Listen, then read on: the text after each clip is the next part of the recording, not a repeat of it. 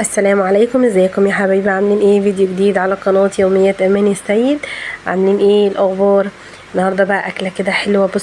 بصوا الجمال بقى، اكله حرشه كده وجميله وسهله وسريعه، ما تاخدش وقت. هنعمل مع بعض السجق الشرقي على طريقتي، طريقه سهله وسريعه وحاجه كده سريعه في الحر اللي احنا فيه ده. سندوتشات بقى، عيش بلدي وطحينه وبطاطس واكله حرشه كده حلوه.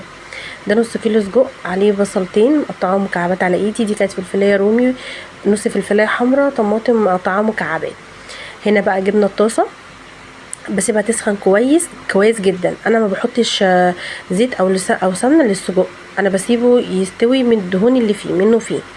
تمام. بنزل بالسجق الاول ينزل كل الدهون اللي فيه والميه ويشربها كويس زي ما انتوا شايفين كده.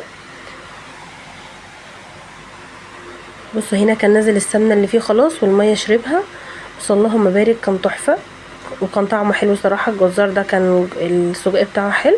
بصوا كان السجق ابتدى خد لون كده ولون وخلاص نزل سمنته. معلش هنا التليفون انا ما كنتش عارفه ان هو بيصور فخدتكم معايا جوله في المطبخ. تمام.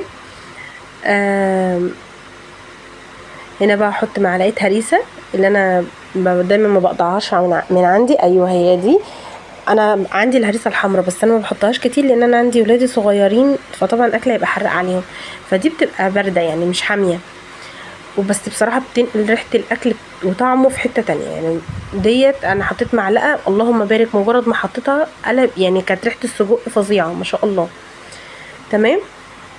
معلش انا اسفه، ايدي ما كانتش مظبوطه في التصوير، انا كنت ماسكه بايد واحده وابن الصغير واقف جنبي فما كنتش مركزه. انا اسفه على تصوير الفيديو ده، بس حبيت انزله لكم يعني.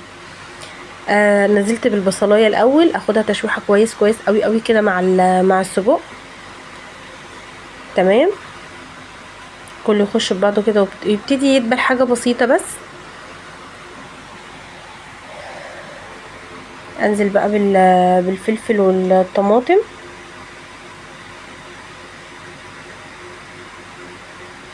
ايوه زي ما انتوا شايفين كده، نزلت بالفلفل والطماطم.